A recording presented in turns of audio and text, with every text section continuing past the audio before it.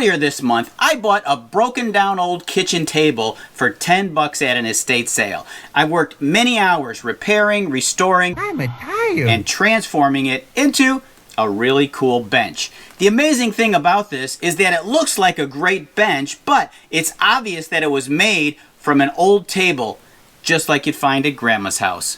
I'm really excited to share this transformation with you now.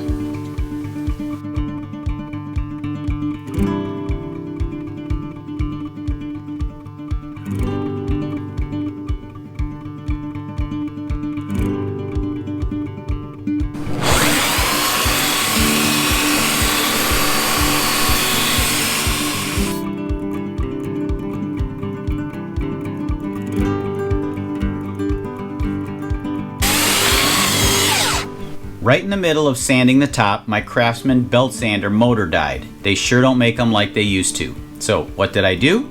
Got my even older Craftsman belt sander to finish the job. I noticed this crack in the top. It looks like it split along a joint where it was glued. To fix this, I'll use my pocket hold jig.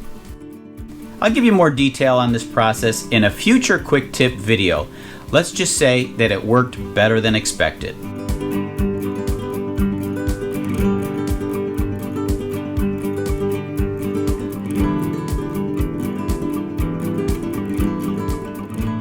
For sanding, I generally begin with 80 grit, then change to 120, then to 220 on my orbital sander. I'll finish it up using 220 by hand, just in case the orbital sander leaves any tiny swirl marks. The base here, it's a disaster.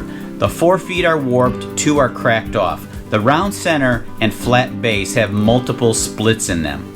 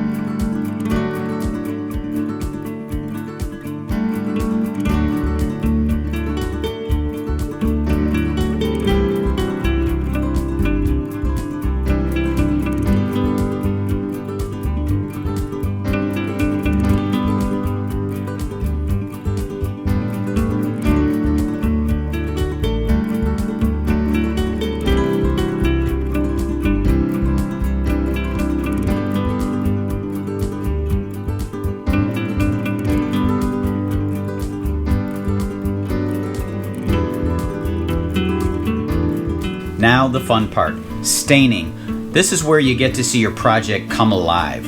I often start by pre-treating the wood with paint thinner or mineral spirits. This is for 2 reasons. 1, it conditions the wood, allowing the stain to color evenly, especially on the end grain. And 2, it shows the scratches that I missed during the sanding process. They're much easier to fix before the stain goes on. I set the table saw blade to full height and to 13 degrees for the slant of the bench.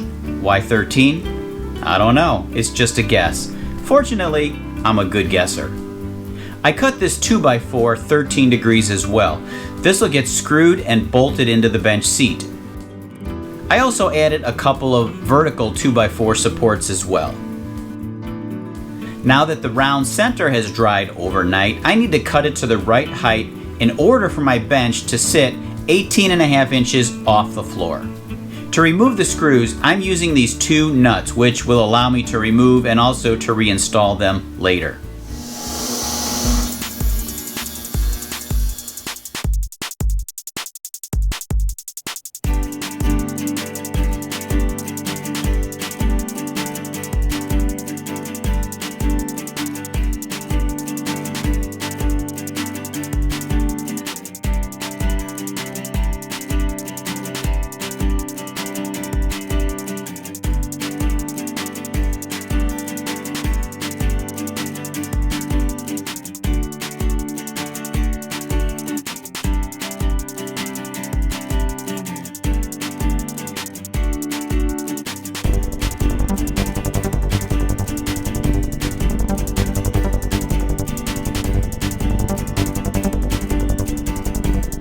These need to be tight.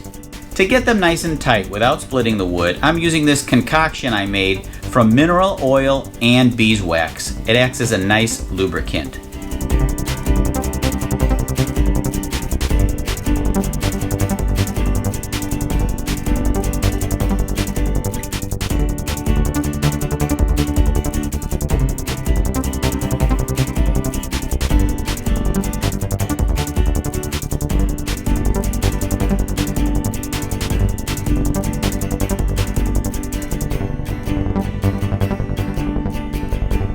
I'm moving the feet back about an inch. This gives me better stability and strength.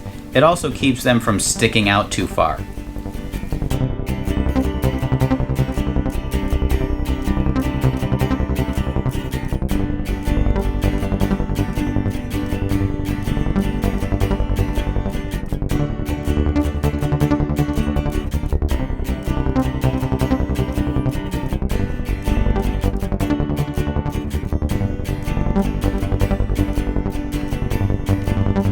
I then added a piece of plywood for the back to give it a more finished look.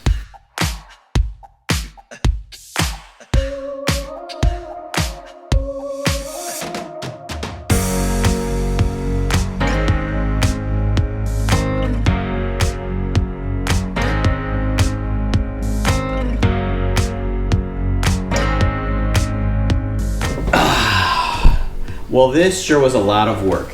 I suppose if I bought a newer table, I wouldn't have had to put so many hours into fixing this one. But then I wouldn't have got it for 10 bucks. It's comfortable, it's sturdy, and I've never seen another one like it. Thanks for watching Alley Pig, where I love making cool things out of junk. Sometimes I make exceptional things out of junk. I hope this video has earned your subscription. Please give it a thumbs up. And until next time, I'll meet you in the alley.